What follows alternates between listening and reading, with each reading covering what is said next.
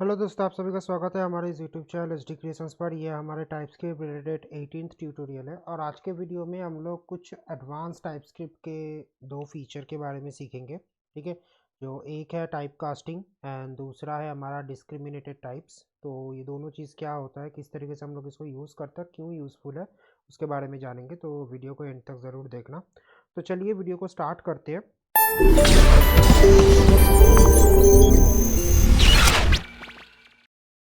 तो जो discriminated type है वो बेसिकली एक ऐसा चीज़ है जब हम लोग मल्टीपल यूनियन टाइप्स के साथ काम करते हैं तब ये चीज़ हमें हेल्प करता है कोई उसके रिलेटेड कोई फंक्शन बिल्डअप करने के लिए। ठीक है, तो जैसे से फॉर एग्जांपल कि मैं यहाँ पे एक क्लास या फिर मैं इंटरफेस बना लेता हूँ। मैं एक इंटरफेस बनाता हूँ। ठीक है, सो मैं कार वाला एग्जांपल लेना चाहूँगा। तो यहाँ पे मैं एक इंटरफेस बनाता हूँ जो इलेक्ट्रिक व्हीकल के लिए है, तो मैं ईवी लिख देता हूँ। एंड उसके अंदर मेरे पास से फॉर एग्जांपल मैं इलेक्ट्रिक व्हीकल का जो माइलेज है या KMPL है मैं उसको स्टोर करना चाहता हूँ।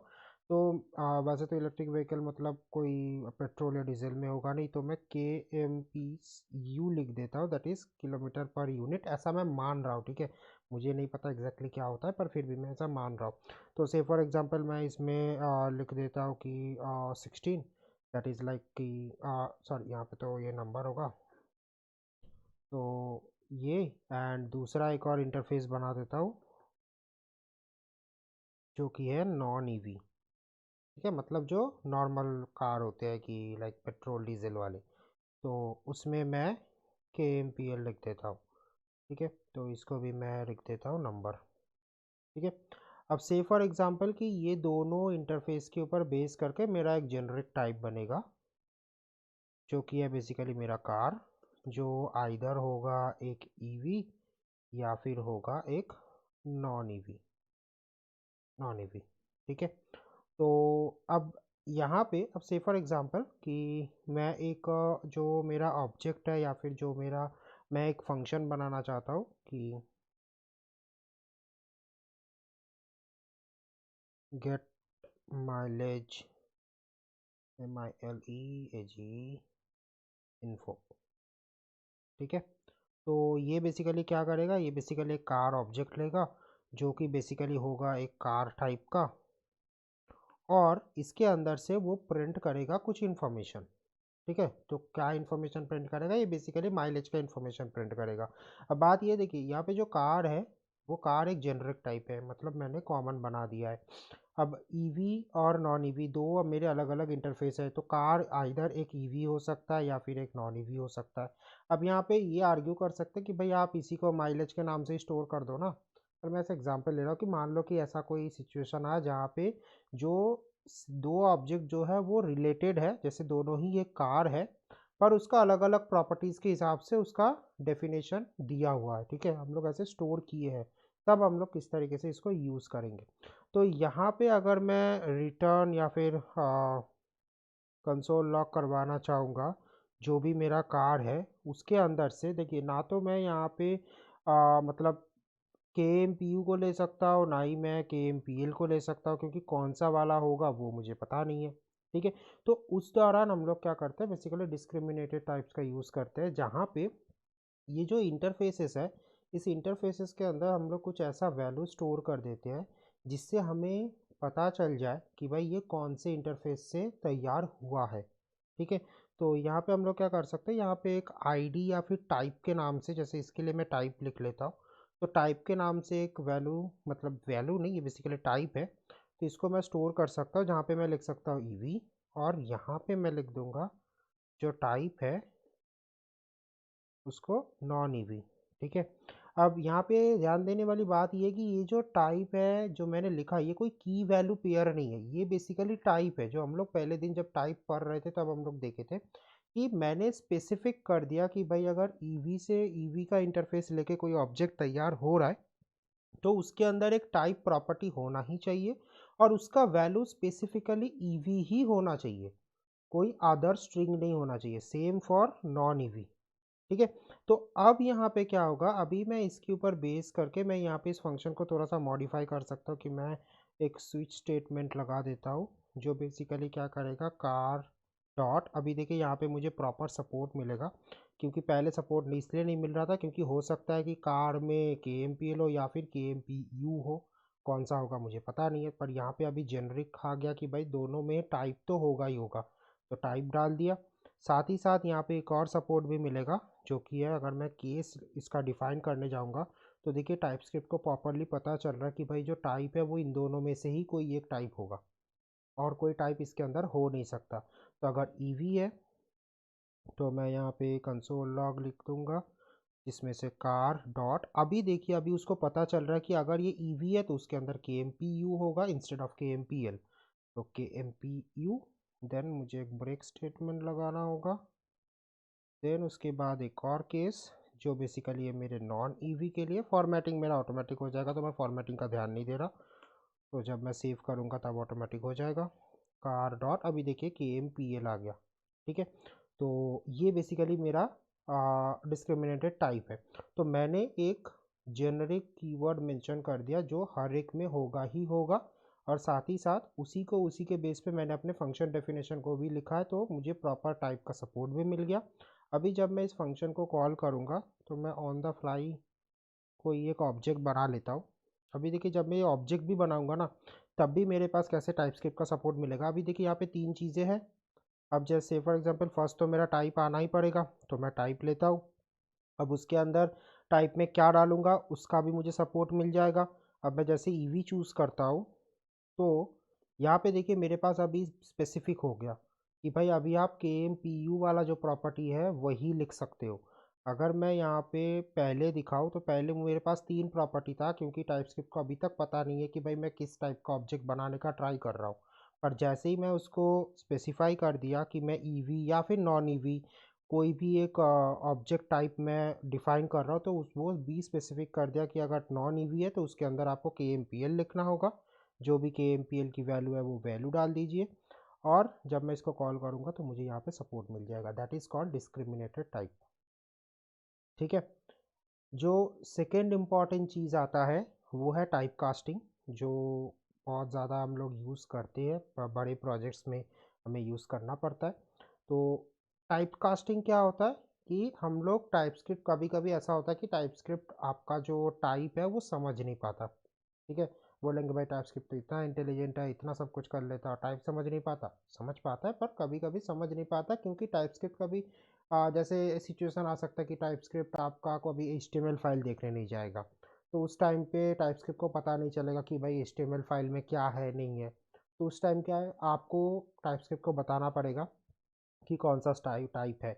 या फिर अगर आप कोई बैकएंड सर्वर से डेटा फेच कर रहे हैं तो टाइपस्क्रिप्ट को पता नहीं होता कि HTTP रिक्वेस्ट के रिस्पॉन्स में क्या आएगा, ठीक है। तो उस टाइम में शायद आपको टाइप मेंशन करना पड़े कि भाई रिस्पॉन्स में इस टाइप का ऑब्जेक्ट आने वाला है, ठीक है। तो ऐसे दौरान हमें खुद से टाइप कास्टिंग करना होता है। तो टाइप कास्टिंग को कैसे यूज़ करते हैं, तो पहले इसका एक मैं यहाँ पे एक कमेंट लिख देता हूँ टाइप कास्टिंग, ताकि आप लोगों को पता चले। तो से फॉर एग्ज़ाम्पल जैसे मेरा जो index.html है, मैं उस फाइल में यहाँ पे देखिए एक h1 टैग है, मैं यहाँ पे एक इनपुट टैग ऐड करता हूँ, इनपुट, जिसका मैं टाइप दे देता हूँ टेक्स्ट, ठीक है। और कुछ ऐड नहीं करता, सिर्फ इतना ही ऐड है। तो यहाँ पे मैं एक बार फाइल को सेव करता हूँ तो मेरा पेज ऑटोमेटिक रीलोड होगा। यहाँ पे देखिए मेरे पास इनपुट आ गया, तो अब इसका और कोई ज़रूरत नहीं है। मैं यहाँ पे एक बार ID लिख देता हूँ ताकि मैं उसको वहाँ पे यूज़ कर सकूँ, यूज़र, या फिर नेम लिख देता हूँ सिर्फ, ठीक है। तो ये मेरा यहाँ पे एक इनपुट आ गया। अगर मैं एलिमेंट्स पे जाऊँ तो यहाँ पे एक इनपुट आ गया है, जो कि बेसिकली है मेरा एक नेम, ठीक है, ID नेम है। तो अभी मैं से फॉर एग्ज़ाम्पल मैं अपनी इस फाइल से इस इनपुट को टारगेट करना चाहता हूँ, तो मैं यहाँ पे क्या लिखूँगा, कॉन्स्ट नेम इनपुट, जैसे जावास्क्रिप्ट में नॉर्मली करते हैं। डॉक्यूमेंट, डॉक्यूमेंट अवेलेबल हो जाएगा क्योंकि हमारे लिब जो है उसमें बाय डिफ़ॉल्ट आपको डॉम प्रॉपर्टी रहता है। देन उसके अंदर से मैं लिखूँगा क्वेरी सिलेक्टर। अब क्वेरी सिलेक्टर में मैं क्या लिखूँगा कि भाई जो मेरा इनपुट है, ठीक है। अब देखिए इस तरीके से मैं इनपुट को यहाँ पे ग्रैब कर सकता हूँ। अब जैसे ही मैं इसके ऊपर माउस ओवर करूँगा तो देखिए यहाँ पे, पहले मैं इसको, हाँ, तो यहाँ पे देखिए टाइपस्क्रिप्ट को पता चल गया कि भाई HTML इनपुट एलिमेंट है, या तो नल होगा। नल किस लिए होगा? क्योंकि भाई इस मतलब टाइपस्क्रिप्ट को पता नहीं है कि भाई जो ये एलिमेंट, जो ये इनपुट है, ये प्रेजेंट होगा कि नहीं होगा, HTML फाइल रेंडर होगा कि नहीं होगा, वो एलिमेंट उसमें होगा या नहीं होगा, ये सारी चीज़ उसको पता नहीं होता है। तो इसलिए वो बेसिकली बोल देता है कि भाई या तो मुझे एक HTML एलिमेंट मिलेगा या फिर नल मिलेगा। हम एज ए डेवलपर हमें पता है कि भाई ये कभी नल होगा नहीं, तो हम लोग अपनी तरफ से बी श्योर है। पर अभी हमारा जो ध्यान है वो इस पे है कि भाई HTML इनपुट एलिमेंट होगा। मतलब देखो टाइपस्क्रिप्ट को प्रॉपर पता चल रहा है कि HTML एक एलिमेंट तो होगा ही होगा, प्लस वो इनपुट टाइप का एलिमेंट होगा। क्योंकि हम लोग को पता है कि बेस्ड ऑन एलिमेंट टाइप हमारा कुछ कुछ प्रॉपर्टीज अलग होता है।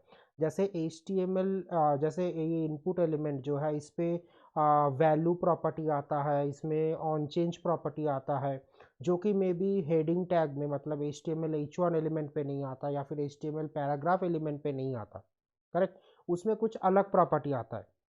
तो कुछ कुछ प्रॉपर्टीज है, कुछ तो जनरल प्रॉपर्टीज है, जैसे स्टाइल का प्रॉपर्टी हो गया या फिर बैकग्राउंड कलर अलान फलान, ये सारे प्रॉपर्टी कुछ कुछ हो गया जो कॉमन होते हैं। पर कुछ प्रॉपर्टीज होते हैं जो स्पेसिफिक होते हैं। तो हम लोग अभी उसी चीज़ को टारगेट कर रहे हैं कि अगर हम लोग कभी ऐसा कुछ काम कर रहे हैं जो एलिमेंट स्पेसिफिक प्रॉपर्टी हो, जैसे इनपुट। इनपुट पे भाई एक प्रॉपर्टी आता है वैल्यू, जिससे मैं नेम इनपुट डॉट वैल्यू, देखिए यहाँ पे मुझे सपोर्ट मिल रहा है, डॉट वैल्यू, इसको मैं लिख के, अरे यार फिर से क्वेश्चन मार्क लग गया, क्वेश्चन मार्क ऑटोमेटिक लग जाता है। तो यहाँ पे मैं कुछ भी वैल्यू का प्रॉपर्टी जो है वो दे सकता हूँ। तो ये प्रॉपर्टी बेसिकली क्या होगा, देखिए यहाँ पे मेरा ये बोल रहा है कि भाई नल हो सकता है, तो मुझे पता नहीं है। तो मैं यहाँ पे जैसे पहले हम लोग किए थे एक एक्सक्लेमेशन साइन लगा देता हूँ, जिससे मैं बी श्योर कर रहा हूँ, टाइपस्क्रिप्ट को गारंटी दे रहा हूँ कि भाई तुम्हें मिलेगा, टेंशन मत लो, तुम्हें ये प्रॉपर्टी मिल जाएगा। तो अभी मैं यहाँ पे देखूंगा तो यहाँ पे मेरा वैल्यू जो है वो ऐड हो गया है। तो ये जो वैल्यू प्रॉपर्टी है ये तो यहाँ पे मिल गया। पर अगर ये तो मैंने डायरेक्टली इनपुट से पकड़ा था इसलिए, पर ऐसा तो होगा नहीं कि एक ही पेज में एक ही इनपुट हो। ऐसा हो सकता है कि मल्टीपल इनपुट हो, तब हम लोग इस तरीके से पकड़ नहीं पाएंगे। तब हमें क्या करना होता है, तब हमें या तो क्लास नेम या फिर आईडी, कुछ ऐसे जो मतलब क्वेरी सिलेक्टर है, उससे पकड़ना होता है। तो से फॉर एग्जांपल मैं यहाँ पे जैसे आईडी है, तो मैं यहाँ पे गेट एलिमेंट बाय आईडी से पकड़ने का ट्राई करता हूँ। Gate element by ID name, ठीक है। अभी देखिए, अभी जब मैंने नेम लिखा, अभी इसको यहाँ पे दिक्कत आ रहा है। पहले तो भाई ये बहुत मस्त चल रहा था, पर अभी इसको यहाँ पे दिक्कत आ रहा है। अभी दिक्कत क्या आ रहा है, अभी मैं अगर नेम इनपुट के ऊपर लेके जाऊँ तो अभी देखना यहाँ पे क्या आ रहा है, HTML एलिमेंट। अभी कोई HTML इनपुट एलिमेंट नहीं है, अभी सिर्फ HTML एलिमेंट है। तो अभी टाइपस्क्रिप्ट को पता नहीं चल रहा कि भाई ये इनपुट एलिमेंट है कि नहीं। पहले कैसे पता चल रहा था, क्योंकि पहले हम लोग स्पेसिफिक एलिमेंट टाइप से पकड़ रहे थे कि भाई मैं इनपुट टाइप को पकड़ना चाहता हूँ, तो टाइप स्क्रिप्ट को पता चल जा रहा था। पर अभी मैं आईडी से पकड़ना ट्राई कर रहा हूँ, तो जाहिर सी बात है टाइप स्क्रिप्ट कभी भी हमारे HTML फाइल में जाके देखेगा नहीं कि क्या चल रहा है नहीं चल रहा है, उसमें कौन सा ये जो आईडी है वो किस टैग में लगा हुआ है। तो टाइप स्क्रिप्ट को पता नहीं चल रहा कि भाई ये क्या है, ठीक है। और जैसे कि मैंने बोला कि वैल्यू जो है वो इनपुट एलिमेंट स्पेसिफिक है, कि इनपुट एलिमेंट पे ही वैल्यू प्रॉपर्टी होता है। मे बी और कुछ एलिमेंट पे हो, बट बाकी सब में नहीं होगा। लाइक बटन में शायद हो सकता है, पर H1 में, पैराग्राफ में, स्पैन में, इन सब में नहीं हो सकता। तो उस दौरान हमें टाइपस्क्रिप्ट को अभी बताना होगा कि भाई ये जो एलिमेंट है या फिर ये जो वेरिएबल है, ये एक इनपुट टाइप का एलिमेंट है, ठीक है। तो उस टाइम पे हमें टाइप कास्टिंग करना है। तो टाइप कास्टिंग करने का 2 से 3 तरीका है। तो मतलब मेजरली 3 तरीका है, 3 तरीके से हम लोग कर सकते हैं। तो यहाँ पे फर्स्ट तरीका ये है कि जिसका भी मुझे टाइप कास्टिंग करना है, जैसे अभी मुझे इसका टाइप कास्टिंग करना है, तो इसके पहले हमें लगानी है एक, मतलब जो HTML का ब्रैकेट्स होता है, एंगुलर ब्रैकेट, वो ब्रैकेट, और उसके अंदर, तो यहाँ पे देख लो ये ऐसा ब्रैकेट कि लेस देन ग्रेटर देन, तो उसके अंदर हमें उसका टाइप लिखना है जिस पे हमें उसको कास्ट करना है। तो मैं यहाँ पे लिखूँगा HTML इनपुट एलिमेंट, ठीक है। अभी देखिए जैसे मैंने इसको लिखा, ये यहाँ पे फिर से चलने लगा, कोई दिक्कत नहीं है, हमारा कोड फिर से प्रॉपरली कंपाइल हो गया, हमारा कोड भी फिर से फाइनली चलने लगा। तो ये है टाइप कास्टिंग, एक तरीका। दूसरा तरीका क्या है, दूसरा तरीका है, मैं इसको कमेंट करके रख देता हूँ। दूसरा तरीका है पीछे, तो मैं अभी इसको यहाँ से हटा देता हूँ, ठीक है। और यहाँ पे तो दूसरा तरीका है पीछे एज कीवर्ड से, ठीक है। तो एएस, तो एज लिखना है, उसके बाद हमें अपनी जो ये जो टाइप था वो टाइप हमें लिख देना है। तो ये है दूसरा तरीका, ठीक है। अब ये दूसरा तरीका क्यों, क्योंकि लाइक अगर आप देखेंगे कि अगर आपको रिएक्ट के बारे में थोड़ा बहुत नॉलेज है तो रिएक्ट में इस टाइप के सिंटैक्स अवेलेबल होते हैं एज ए HTML टैग, कि भाई क्या स्क्रीन में रेंडर करवाना है उसको समझाने, मतलब JSX सिंटैक्स अवेलेबल होता है। तो रिएक्ट पे भी हम लोग टाइपस्क्रिप्ट का यूज़ कर सकते हैं, तो वहाँ पे हमें कन्फ्यूजन आ जाएगा, टाइपस्क्रिप्ट को कन्फ्यूजन आ जाएगा कि भाई ये जो चीज़ है क्या ये कोई लाइक एलिमेंट है जो मुझे रेंडर करवाना है या फिर ये टाइप कास्टिंग के लिए यूज़ हो रहा है। तो इसलिए टाइपस्क्रिप्ट वालों ने ये दूसरा ऑप्शन दिया है कि भाई तुम ऐसे भी कर सकते हो, ठीक है। पीछे एज लगा के उसके बाद तुम ऐसे लिख सकते हो अपना जो भी टाइप में उसको कास्ट करना है, ठीक है। तीसरा तरीका, बेसिकली तीसरा तरीका नहीं, वो बेसिकली रन टाइम में अगर आपको करना है तो उस दौरान, ठीक है। जैसे मैंने यहाँ पे टाइप कास्टिंग नहीं किया मान लेते हैं, ठीक है। मैं चाहता हूँ मैं यहाँ पे जब उसको यूज़ कर रहा हूँ तभी मैं उसको टाइप कास्ट कर दूँ, ठीक है। तो ये भी यहाँ पे भी एक तरीका है, वो भी पुराना तरीका ही है बेसिकली। पर चीज़ क्या है कि अगर आपको पता है कि भाई एक ही बार आप इस नेम इनपुट को एक्सेस करेंगे तो ही ये तरीका यूज़ करना, अदरवाइज यूज़ करने का मतलब ज़रूरत नहीं है। अगर मल्टीपल टाइम करने जाओगे तो आपको मल्टीपल टाइम लिखना पड़ेगा। तो उसमें क्या है कि सबसे पहले तो इसको एक ब्रैकेट में रैप कर देंगे और उसके बाद वही चीज़ यहाँ पे लिख देंगे कि HTML इनपुट एलिमेंट। तो ये है तीसरा तरीका। तो ये बेसिकली कोई तरीका नहीं है, ये वही दूसरे वाले तरीके का रिप्लिकेशन है। बट ये अगर आप एक ही टाइम यूज़ करोगे कि भाई मैं एक ही बार इसको ये कोड लिखना चाहता हूँ तो ठीक है। अगर आपको लग रहा है कि नेम इनपुट के ऊपर पहले वैल्यू सेट करूँगा, फिर उस पर ऑन चेंज मेथड लगाऊंगा, फिर उसमें ऑन ब्लर मेथड लगाऊंगा, ये सब अलग अलग कुछ काम करने वाला हूँ, तो मैं सजेस्ट करूँगा भाई ये वाला तरीका यूज़ मत करो, क्योंकि तो तब आपको बार बार ये चीज़ लिखना पड़ेगा। इससे अच्छा इस चीज़ को ये जो नेम इनपुट है यहाँ पे लिख के रख दो, काम ख़त्म हो जाए, काम डन हो जाए ऐसा। तो बट ये भी एक तरीका है कि अगर आप एक ही बार के लिए करना चाहते हो तो आप ऐसे कर सकते हो, ठीक है।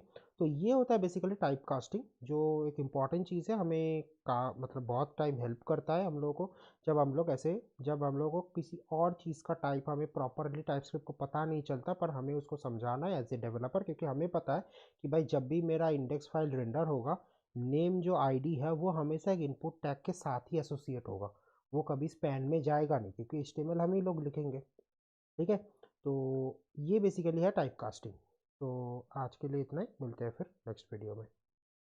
If you guys like the video, then hit the like button and share the video with your friends and colleagues. Remember, all the download links for sample file and practice file is in video description, so don't forget to check this out. Also, if you are newer in this channel, then subscribe our channel and press the bell icon to get future updates.